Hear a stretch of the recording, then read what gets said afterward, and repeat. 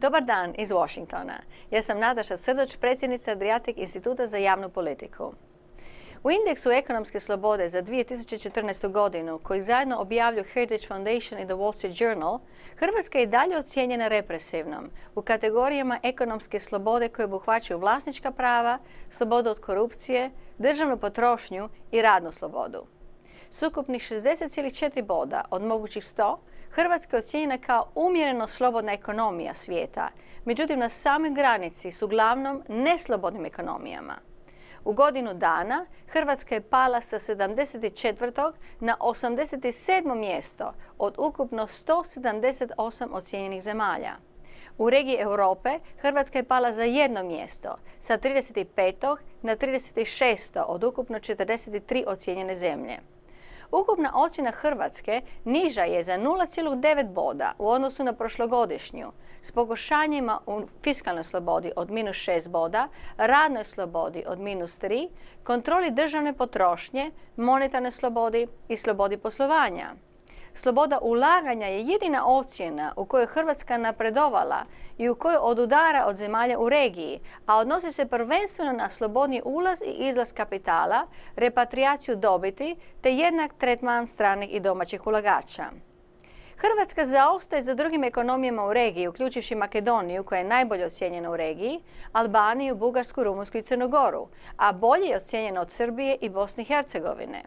Ukupna ocjena Hrvatske ostaje ispod regionalnog prosjeka. I dok su sve zemlje regije jugoistočne Europe ocijenjene represivnim u kategorijama vlasničkih prava i slobode od korupcije, druge zemlje se takmiče za dobivanje novih ulaganja kroz smanjenje veličine države, smanjenje državne potrošnje, smanjenjem poreza, smanjenjem troška zapošljavanja i povećanjem svoje regulatorne učinkovitosti. Hrvatska ima najlošiju ocjenu radne slobode u istočnoj i jugoistočnoj Europi, što se odražava u visokoj razini nezaposlenosti u Hrvatskoj.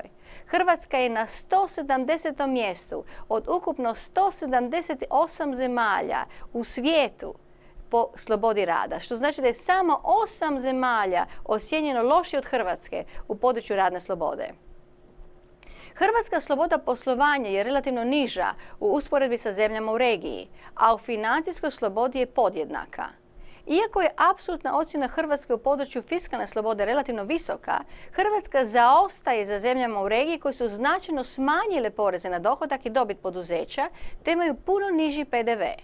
Hrvatska visoka ocjena monetarne slobode i trgovinske slobode ne odudara od zemalja u regiji. Autori indeksa ističu da u društvu koje je ekonomski slobodno, moć donošenja odluka o ekonomiji je široko raspršena, a alokacija sredstava za proizvodnju i potrošnju se zasniva na slobodnom i otvorenom takmičenju, tako da svaki pojedinac ili tvrtka ima nepristranu mogućnost uspjeha. U Hrvatskoj moć donošenja odluka o ekonomiji je koncentrirana u nekoliko ekonomskih subjekata koji su u državnom vlasništvu ili vrlo usko surađuju s državom. Osim toga, sama država i navedeni subjekti zapošljavaju većinu građana u Hrvatskoj i time ograničavaju političku slobodu, slobodu govora i slobodu medija. Vjerujem da su naši građani postali svjesni da veliki i neodgovorni državni aparat sa tvrtkama u državnom vlasništvu i korupcijskom privatizacijom pogoduje onima koji su na vlasti, a šteti svim građanima Hrvatske. U Hrvatskoj građani nisu ekonomski slobodni i zbog toga nemaju niti političke slobode. Hrvatska prije svega treba nezavisno pravosuđe. Uz gostujuće suce i tužitelje iz zemalja sa snažnom vladavinom prava koji će bez sadašnjeg političkog utjecaja na pravosuđe moći procesuirati sve slučajeve korupcije koji do danas nisu riješeni. Uz njihovu pomoć oduzeli bismo imovinu svim političarima i njihovim partnerima u kriminalu koji ne mogu dokazati da su imovinu stekli na legalan način, odnosno poštujući vladavinu prava, i uplatiti je u riznicu za povrat inozemnog javnog duga.